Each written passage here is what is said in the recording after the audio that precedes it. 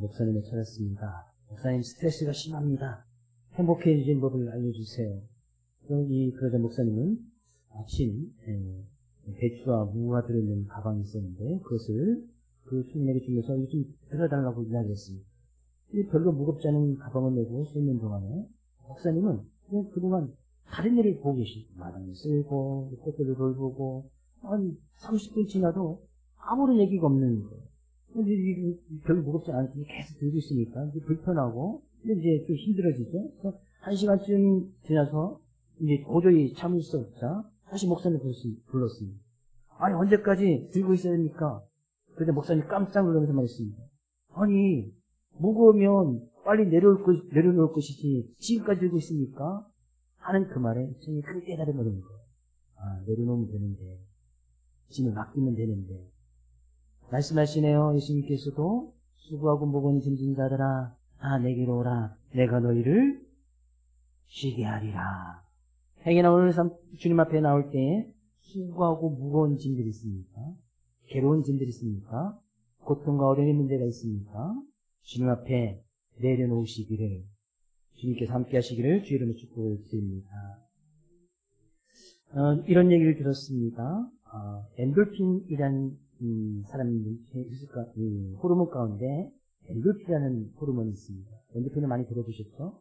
남성 호르몬, 여성 호르몬, 아주 나이가 들면 나타나기도 하는 그런 많은 호르몬 가운데 엔돌핀이라는 호르몬이 있는데 이 엔돌핀은 우리의 몸 안에서 이제 암을 치료하거나 암의 어떤 세포들이 있을 때 암을 치료하거나 통증을 완화하는 데 꼭 필요한 호르몬이 엔돌핀이라는 호르몬입니다.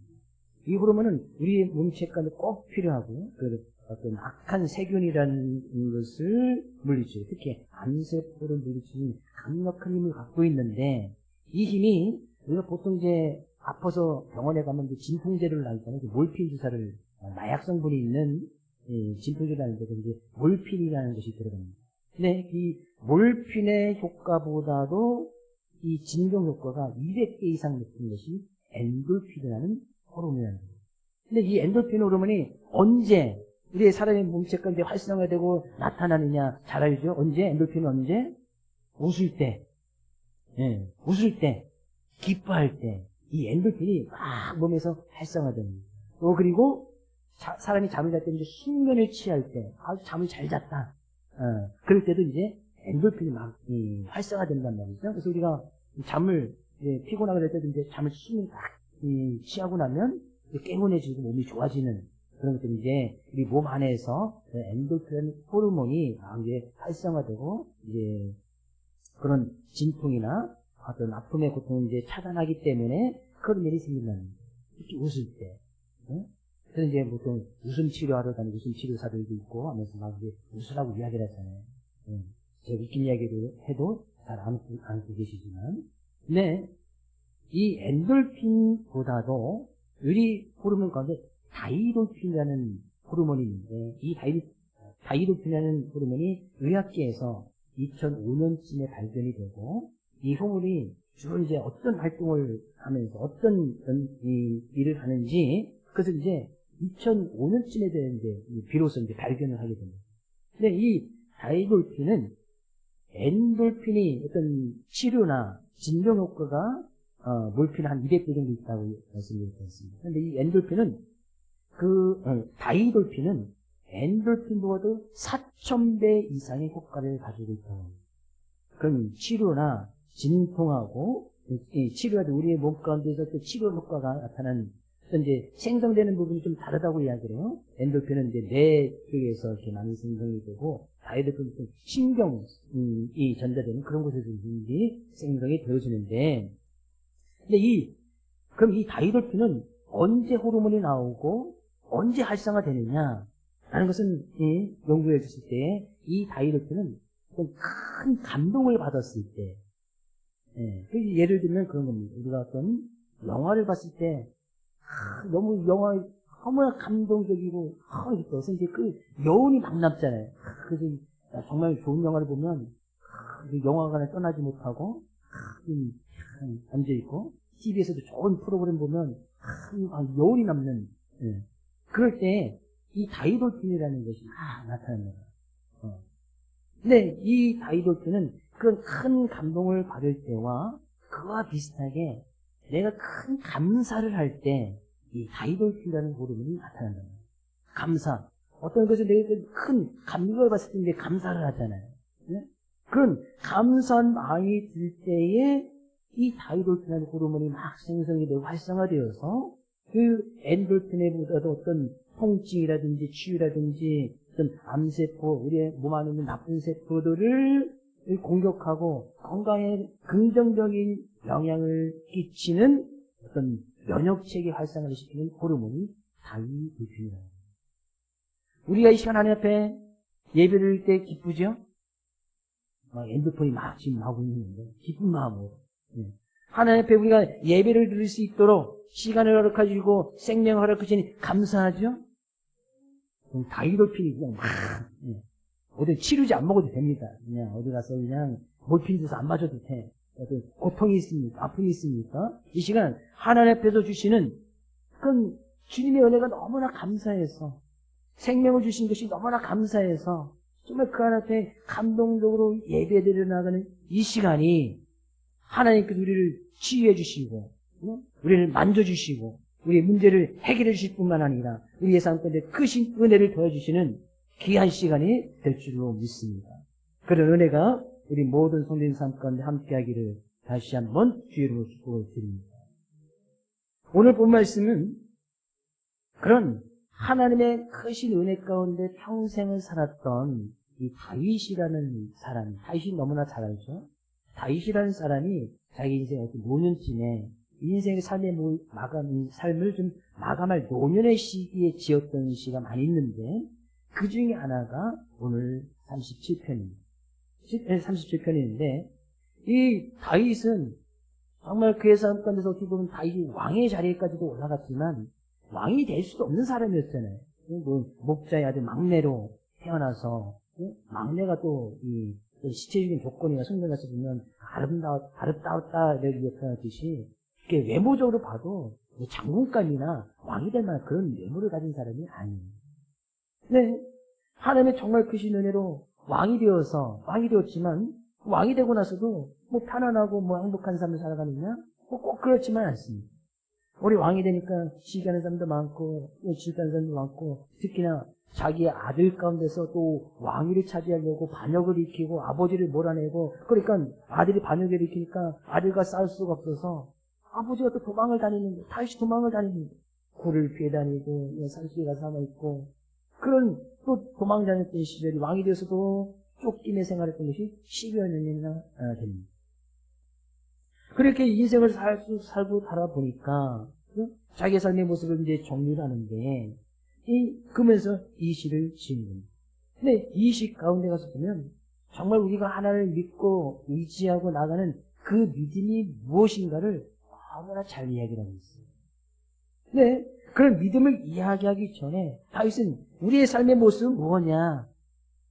자기 삶을 쭉 들어보니까 이런 것들이 너무나 많았었습니다. 1절 말씀 가서 보니까 악을 행하는 자들 때문에 불평하지 말며 불의를 행하는 자들을 시기하지 말지어다. 악을 행하는 자들, 쉽게 악을 행하는 자들, 또 불의를 행하는 자들, 하나님을 모르는 사람들, 세상 사람들을 이야기합니다. 근데 다윗은 어쨌든 평생의 삶 가운데 그 믿음을 지켜나가고 하나님을 믿는 그 신실한 모습으로 살아가는데 오히려 자기는 더 힘든 생활을 사는 거예요. 왕이 됐지만 힘든 삶을 살아가는 거예요. 괴로운 삶을 살아가는 거예요. 도망다니는 인생을 살아가는 거예요. 근데 그러면서 하나님 믿지 않는 사람들, 세상 사람들 보면서 악을 행하면서도 살아가는 사람들 보는데 오히려 뭐 잘 되는 것 같아. 오히려 성공한 것 같아. 뭐 그들은 왕이 되지 않았어도 뭐 풍요한 삶을 잘 살아가는 것 같아. 불의를 저지르고 불법을 저지르면서도 세상 사람들 기준에서 성공한 것 같고 재물도 잘 모으고 그런 사람들이 훨씬 더 많은 것이 보이는 거예요. 다윗이 인생을 쫙 되돌아보면서 삶은 이런 것이다 라고 정의했을 때 다윗이 처음으로 한 것이 바로 이거예요. 우리는 지금 믿음을 붙들고 살아가잖아요. 하나님을 믿고 나가는 그런 하나님을 의지하면서 살아가잖아요. 근데 실제로 밖에 가서 보면 믿지 않는 사람들이 훨씬 더 많단 말이죠. 근데 그들의 삶을 이렇게 잘 이렇게 그들의 삶의 모습을 보고 우리 하나님 믿고 나가는 그들의 삶의 모습을 보면 솔직히 믿지 않는 사람들이 여전히 불법을 저지르면서 죄를 저지르면서 그것이 죄인지도 모르면서 살아가는 그 사람들이 훨씬 더 잘되고 성공하고 많은 재물을 갖고 풍요와 풍부를 누리며 살아가는 그런 사람들이 훨씬 더 많은 것처럼 보인단 말이에요. 실제적으로도 훨씬 더 많고. 다윗이 이야기하는 거예요. 그런 것 때문에 불평하지 말며 시기하지 말지어다. 다윗이 그렇게 얘기하는 것은 여전히 그런 것 때문에 불평, 불만의 요소가 생길 수 있단 말이죠. 여전히 그것 때문에 시기하고 질투하는 사람들이 있단 말이죠. 하나님, 저는 하나님 믿고 잘 믿고 나가는데 왜 삶 가운데 어려움이 있습니까? 문제가 있습니까? 왜 실패합니까? 왜 고난이 있습니까? 왜 환난이 있습니까? 내가 왜 그런 삶을 살아가야 됩니까? 오히려 불법을 저지르고 악을 행한 사람들은, 하나님이 있는 것을 믿지 않는 사람들은 오히려 잘되고 성공할 것 같은데 불평, 불만을 가질 수가 있단 말이에요. 시기 질투할 수 있단 말이죠. 시기하고 질투하는 것은 그 사람이 가진 것과 내 것을 비교하다 보면 분명히 시기 질투가 나오는 거죠. 믿지 않는 사람 더 많이 가졌는데, 더 잘 되는데, 그들의 자녀는 더 성공하고, 그들은 더 많은 소득을 누리면서 오히려 더 편안한 삶을 살아가는 것 같은데, 다윗이 왜 이 인생의 모습을 보면서 그렇게 다윗의 모습을 보면서 가장 먼저 그 이야기를 할 수 있을까? 다윗은 그런 가운데서도 물론 다윗도 그것 때문에 이 인간의 어떤 마음이나 우리 같은 성정을 가진 사람이었기 때문에 그것 때문에 불평, 불만이 생길 수도 있었겠지. 다윗의 많은 시에 가지면 탄원하는 시가 많습니다. 하나님, 나에게 이렇게 고통과 어려움이 되었습니까? 이 고통 문제 해결해 주십시오. 다윗이 시편 가운데 50편 이상을 다윗이 지었는데 대부분의 시가 다 그 탄원하는 시예요. 한탄하는 시란 말이죠. 한탄하면서, 물론 한탄으로 끝나는 시도 있지만 그렇게 한탄과 하나님 앞에 막 이 탄원하면서 그렇게 기도하고 시를 지면서 그 가운데서 대부분의 시가, 다윗이 대부분의 시가 뒤에는 다 감사로 끝납니다. 그런 가운데 다 감사로 끝나요. 그렇다는 것은 다윗도 때로는 그것 때문에 깊은 고민도 했고 탄원도 해봤고 하나님 앞에 호소도 해봤고 하나님 앞에 부르짖기도 해봤단 말이에요. 그것 때문에 불평, 불만이 막 이 다윗도 생겼었고 다윗도 그것 때문에 또 시기 질투하는 마음들도 생겼었단 말이죠. 그래서 하나님 옆에 나서 이실직고 하는 거죠. 하나님, 나에게 이런 어려움이 있고 문제가 있는데 누가 나를 괴롭히는데 누가 나를 고통을 주는데 하나님 너무 힘듭니다. 그렇게 하나님 앞에 토로하고 기도하는 그 순간 하나님께서 그의 마음을 바꿔주사 모든 시가 어떻게 보면 감사로 바꾼다. 근데 그렇게 해봐야 그럴 필요가 없단 말이죠. 왜? 우리의 인생은 2절. 그들은 풀과 같이 속히 배임을 당할 것이며 푸른 채소같이 세잔할 것이므로다. 사람들의 인생을 이렇게 이야기해요. 그들은, 사람들의 삶의 모습은 풀과 같이 속히 배임할 것이다. 그들은 푸른 채소같이 세잔할 것이다. 우리 인생은 언젠가는 채소가 늘 푸르게 있지만은 안 된단 말이죠. 하루 이틀만 풀을 딱 베놓으면 하루 이틀에 다 말라버리고 상해서 먹지 못하지 않습니까? 사람들의 인생을 성경 가운데는 그렇게 풀과 같고 들의 꽃과 같고 안개와 같고 날아간 화살과 같고 그렇게 이 인생에 살아가는 그 짧은 시간에 그들이 아무리 많은 것을 누리고 어떤 것을 누리고 악한 사람들이 잘 먹고 잘 사는 것을 본다 할지라도 그는 금방 지나가는 것이다. 근데 성경 가운데 그렇게 인생의 모습을 살아가다가 밤의 한 경점 같은 그런 삶을 살아가다가 이 인생이 거기서 끝나느냐? 그렇지 않지 않습니다. 분명히 그때는 불과 같이 속힘을 배임하는 그때는 모든 사람이 다 하나님 편에 서게 될 것인데 그때 하나님을 모르고 악을 행하면서 불의를 행하는 자들은 영원히 꺼지지 않는 지옥들에 들어갈 것이고 하나님 믿고 의지하는 자들은 하나님께서 예비하신 천국에 들어갈 것이고 그러면 그때 가서야 이 인생의 참 성공 여부는 그때 가서 판가름 나는 거예요. 이 세상의 짧은 인생을 살아가는 그 가운데서 많은 것을 누리느냐, 가졌느냐, 불법을 행하면서 많은 편안한 삶을 살아가는 그것이 마치 성공인 것 같고 잘 되는 것 같지만 그걸 누가 이렇게 판단할 수 있겠습니까? 누가복음 16장에서 예수님께서 비유하신 말씀이 있습니다. 부자와 거지 나사로 비유가 있습니다. 이 부자와 거지 나사로, 둘이 하나는 이제 부자고 이 거지 나사로는 늘 이제 부잣집에서 흘러나오는 먹고 나는 음식을 그거 가지고 낀들 때우고 살아가는 그 거지의 모습으로 살아가는. 근데 이 부자는 나중에 죽어서 지옥에 가고 거지 나사는 죽어서 나중에 천국에 간 거예요. 근데 이 부자기 때문에 지옥에 간 것이 아닙니까? 거지기 때문에 천국에 간 것이 아니에요. 그럼 천국 가면 다 거지가 돼야 되나요? 그것은 아니잖아요. 둘의 차이점은 분명히 하나님을 모르고 예수님 믿지 않았기 때문에 그 차이점이 분명히 있는 겁니다. 근데 이 부자도 잘 생각해보면 부자예요. 세상에서 성공한 사람이에요. 그렇다고 성공했다고 자기만 실속만 채우느냐? 아니에요. 이 부자 앞에서 이 부잣집 앞에 거지들이 늘 모여들면 항상 먹을 것을 나눠주는 선행을 베푸고 구제하는 데 있었던 사람이 이 부자예요. 자기 집 앞에 그 거지들이 들끓는 것을 누가 좋아하겠습니까? 근데 이 부자는 항상 그들의 끼니를 책임졌단 말이죠.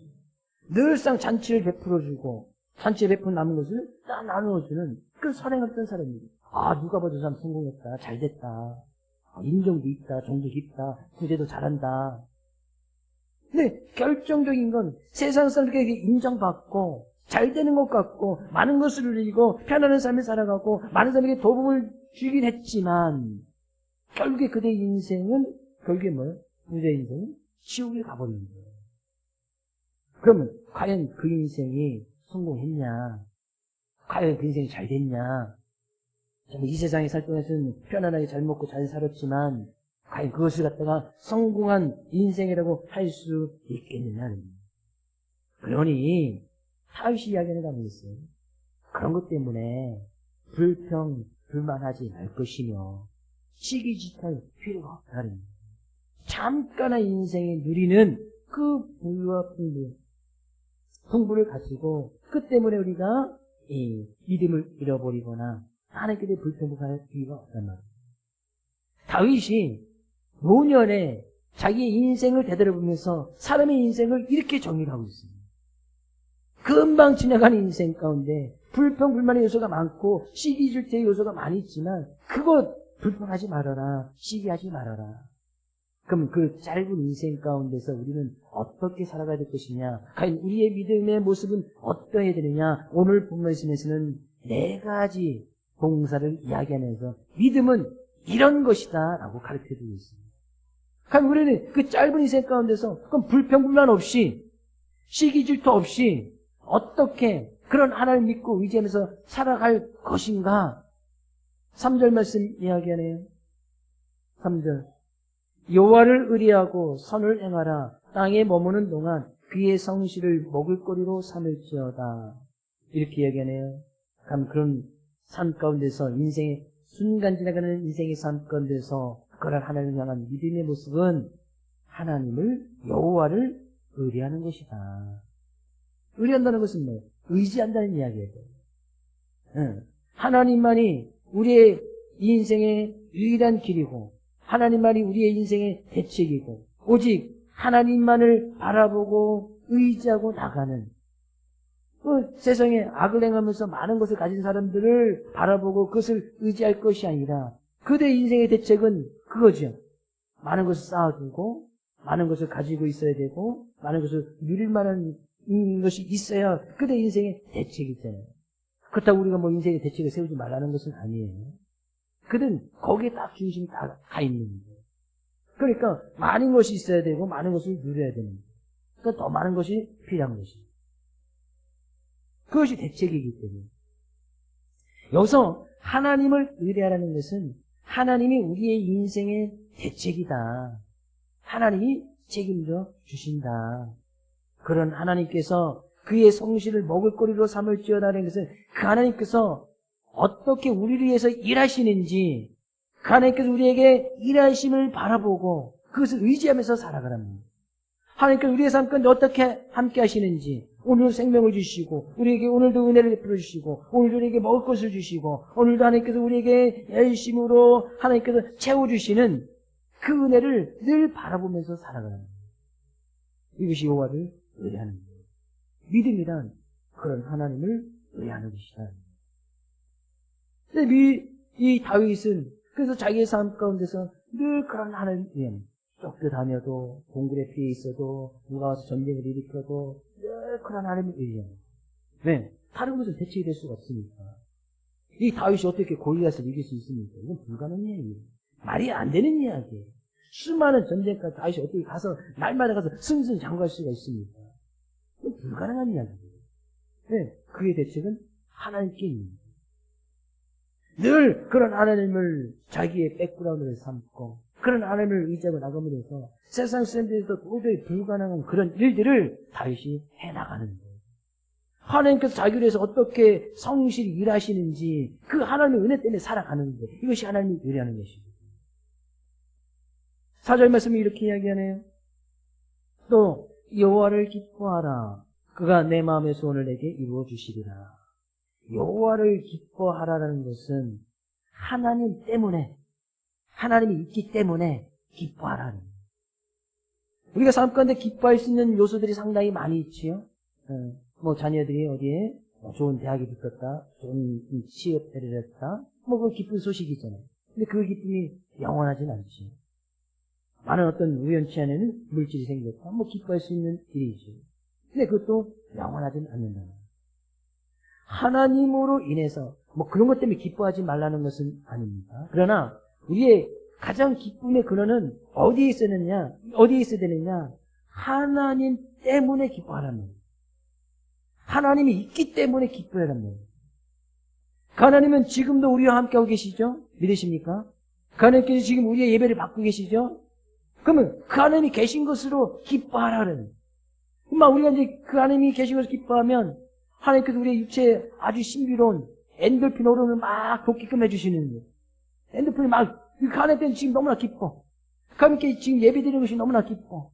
그러니까 나의 시간을 드리는 것이 너무나 기뻐. 그냥 우리 몸에서 엔돌핀이 막 나와서 우리 안에 있는 나쁜 세균들, 특히 암세포들이 그냥 막 죽어나가는 거예요. 하나님께 우리의 몸을 그렇게 만드셨단 말이에요. 그러면 하나님을 위해서 기뻐할 때, 뭐 육체가 치유된다는 말이에요. 하나님 있는 믿음까지 육체가 치유된다는 것이 하나님께서는 이 육체의 모습을 자연 치유할 수 있는 능력들도 주셨기 때문에, 물론 그것이 하나님의 은혜 가운데 가능한 일이지만, 그런 일들이 일어날 수 있도록 만들어주십니다. 하나님을 잘 믿어야, 하나님을 온전히 신뢰해야, 하나님 때문에 하나님이 이룬 것을 인해 하나님께서 나와 함께 해주신 것으로 인하여서 그 하나님의 일을 기뻐할 때 그런 놀라운 은혜도 체험할 수 있다는 거예요. 그렇게 하나님께 하나님을 위해서 기뻐하지도 아니하고 늘 불평불만하면서 하나님 나의 병을 고쳐주시옵소서. 고쳐줄래? 고쳐줄 수가 없는 거예요. 고쳐지지도 않는 거예요. 5절 말씀 믿음을 이렇게 이야기하네요. 내 길을 여호와께 맡기라. 그를 의지하면 그가 이루어주실 것이고, 내 길을 처음에 예화를 드렸듯이 내 짐을, 수고하고 무거운 짐을 하나님께 맡기고, 왜 사람들은 자꾸 내 뜻과 내 생각대로 내 인생을 내 가정에서 살아가려고 하는, 분명히 성경은 수고하고 무거운 모든 짐을 주님 앞에 맡기라고 이야기를 했는데 그것은 맡기지 못하는 거예요. 왜? 내 인생은 내가 살고 싶기 때문에, 내 뜻대로 살아가고 싶기 때문에, 하나님의 말씀이 무엇인지, 하나님의 뜻이 무엇인지 그것은 잘 구별하고 분별하지 못하고 그냥 내가 살고 싶은 대로 살아가는 거예요. 하나님 앞에 내 인생의 길을 맡기지 못하는 거예요. 네. 너무나 두려우니까, 미래가 불확실하니까, 어떻게 될지 모르니까 맡기지 못하는 거예요. 그러니까 그냥 너무나 철저하게 준비하고 계획 세우고 뭐 해서 살아가려고 하지만 그것이 또 그렇게 되어집니까? 올 한해 연초에 세웠던 계획들이 지금 뭐 내가 생각했을 때도 지금 이제 올해가 거의 마무리 되어지는 시점에 뭐 다 이루어집니까? 돌아보고 나면 아유 내 뜻대로 되는 거 하나도 없어. 내가 계획대로 하나도 없어. 그러면서 우리는 다 하나님의 은혜야. 결국 은혜 속에서 살아가는 거잖아요. 내 뜻대로 이루어진 것들도 내가 잘해서 이루어진 것이라고 아니라고 고백하잖아요. 믿는 사람들은 다 하나님의 은혜야. 하나님께 주신 힘과 능력을 그것도 할 수 있으며 하나님께 주시는 능력을 할 수 있는 것이지. 그러니 그 하나님께 맡기라 그래요. 맡기라. 그 하나님께 철저히 나의 인생의 모든 길을 맡기라. 그러면 하나님께서 때로는 실만한 물가로 푸른 초장으로 인도해 주실 것인데 자꾸 내가 푸른 초장을 찾아가려고 하고 실만한 물가로 가려고 하니까 너무나 힘든 거예요. 하나님께 다 예비해 주셨는데. 믿음이란 7절 말씀 이렇게 이야기해요. 여호와 앞에 잠잠하고 참고 기다리라. 자기 길이 형통하며 악한 길을 이루는 자 때문에 불평하지 말지어다. 지금 막 이 악한 사람들, 악을 행하는 사람들, 불행한 사람들 뭐 잘되고 성공하는데 자꾸 이제 조바심 나죠. 자꾸 급해지죠. 쟤네들은 잘되고 성공하는데. 그 하나님을 믿고 나가면서도 하나님께 기도하면서도 하나님 빨리 저들과 빨리 회개해서 빨리 저들 성공하는데 빨리 기다리지도 못해요. 우리가 하나님께 기도해도 하나님 내가 이렇게 기도합니다. 나의 문제 있습니다. 하나님 빨리 이루어 주시옵소서. 한국 사람들은 너무나 빨리빨리 문화가 너무 빨리 이루어지면 좋죠. 물론 하나님께서는 빨리 들어주실 만한 것들은 빨리 응답해 주시겠지. 그러나 대부분의 기도는 기다림이라는 것이 잠잠히 참아야 되는 것이 반드시 필요합니다. 성경에 많은 믿음의 사람들 다 기다림이 있었습니다. 아브라함 아들 한 명 얻기 위해서 몇 년을 기다렸어요? 75세에 부름을 받아서 몇 세에 아들 낳았어요? 100세에 낳았죠. 그 아들의 이름은 창세기 공부시켜주고 있습니다. 문제는 안 나와요. 너무나 쉬워서. 25년을 기다린 거 아들 하나 때문에. 지금 이 시대에 아들 하나를 누가 25년을 기다립니까? 25년 결혼해서 무슨 좀 너희다 너무나 아이를 안 낳는 그런 시대가 되어버려가지고 아주 심각한 상태에 있습니다. 우리나라 전 세계로 출생률이 전 세계 꼴찌 0.63. 0.63은 한 가정이 결혼하면 자녀가 0.63명 있다는 거예요. 한 명이 없다는 거예요. 최소한 1.3 정도는 있어야 1.3은 돼야 그 나라 인구가 이렇게 유지된단 말이죠. 그러니까 최소한 한 가정이 결혼하면 1.3명이 있어야 된다는 것이죠. 이렇게 다 그 정도 평균이 그렇게 있어야 된단 말이죠. 그게 유지가 되는데 우리나라 0.63, 0.6. 두 가정에 한 명 있을까 말까. 그 정도밖에 안 되면 이 인구 문제 때문에 2050년에 인구 절벽 시기에 들어갔어요. 인구 절벽. 이게 급격히 절벽 수준이 쭉 떨어지는 시기가 온단 말이에요. 작년 안에 문경시 안에서 태어난 아이가 200명. 200명. 그러면 모든 모든 차들이 다 없어져야 되는 거예요. 하나님 안에 200명이 모든 차들 다 수용이 가능하잖아요. 다 없어져야 되는 그런 수준에 이르는 거예요. 그러면 중학교도 다 없어져야 되죠. 그들이 커서 하면 고등학교 없어져야 되죠. 인구 절벽 시대가 팍. 근데 이 아브라함이 결혼했는데 아들 하나 낳으려고 지금같이 의학 기술이 있습니까? 온갖 다 공원에도 아이가 안 생기는 거예요. 25년 기다리는 거예요. 근데 떡하니 아들 하나 주면서 25년 아들 하나 주면서 큰 민족을 이룰 거야. 말도 안 되는 이야기. 아브라함 기다리는 거예요. 참 하나님 말씀 이루어질 때까지. 물론 그 중간에 실수도 하지만 우리가 잘 아는 바오사도 마찬가지. 그가 예수님 만났잖아요. 바로 그냥 이 사도로서 막 전도행 다니고 하지 않았습니까? 예수님께 부르받고 그는 고향에 내려갑니다. 고향에서 13년을 씹고 생활을 합니다. 집에 가서 13년 훈련 받는 거예요. 그리고 나서 나중에 이제 바나바라는 사람이 기억해서 그 사울을 불러줘서 이제 그때서부터 이제 본격적인 사역이 이루어지는데 13년을 기다립니다. 주님을 만나면서 13년을 기다려요. 믿음이라고 하는 것은 반드시 이 기다림이라는 것이 필요해요. 하나님께 기도하고 그래서도 반드시 이 기다림이라는 것이 필요해요. 마시멜로라는 이야기 책이 있습니다. 이것은 스탠포드 대학교의 리셀이라는 박사가 이제 실험을 한 겁니다. 실험을 했는데 5살 된 아이를 600명을 모읍니다. 600명을 모아서 이 아이들에게 이야기를 하는 거예요. 마시멜로. 아시죠? 마시멜로? 아이들이 정말 좋아하는 우리나라 사탕 같은 입에 넣으면 싹 녹아내리는 그래서 하나씩 다 주면서 15분 동안 먹지 않고 있으면 상으로 하나 더 줄게. 이렇게 이야기를 하고 이 감독관이 사라집니다. 그 600명의 아이들이 이제 막 서로 눈치를 보는 야 이거 먹어야 되냐 말아야 되냐 이게 15분만 참으면 하나 더 준다는데 그게 막 하다가 결국에 먹지 않고 기다리는 애들이 거의 반. 그래서 참지 못하고 뭐 하나만 먹으면 되지. 뭐 또 하나 더 먹어. 이빨선 면서 참지 못하고 먹었던 애들이 거의 반 정도 된다고 이야기했어요. 그리고 나서 14년이 지나고 나서 그때 14년 전에 600명의 아이들을 데리고 이 교사를 했는데 지금 그 아이들이 지금 어떤 삶의 모습을 살아갈까 그 사람들 다 찾아가서 이들이 다 조사를 했습니다.